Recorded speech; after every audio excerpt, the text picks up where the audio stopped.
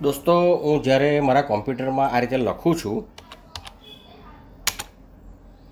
તો મને મારું કોમ્પ્યુટર જે મારે શું લખવાનું છે એ સજેસ્ટ કરે છે. હું લખી દઉં છું my name is Bhatt Alpesh અને હું લખું છું હવે માય. જો હું ખોટું લખીશ તો મને સજેસ્ટ કરશે માય. હવે હું ફેવરેટ લખવા જાઉં છું, એ પહેલાં જ ફેવરેટ આવી જાય છે. સબ્જેક્ટ લખવા જાઉં છું તો સબ્જેક્ટ ઇઝ આવી ગયું છે. અહીં જુઓ તો હું ટેબ દબાવી દઈશ હવે અને લખીશ હવે હું સાયન્સ.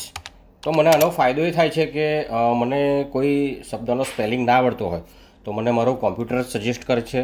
શું તમને તમારું કોમ્પ્યુટર આ રીતે સજેસ્ટ કરે છે?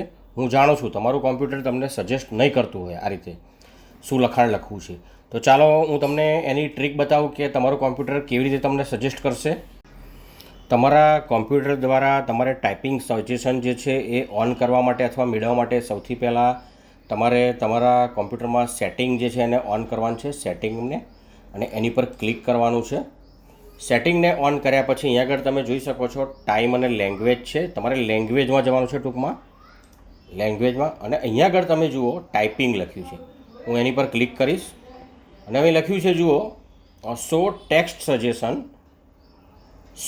Text suggestions when typing on the physical keyboard. હવે મારે આને ઓન કરી દેવાનું છે.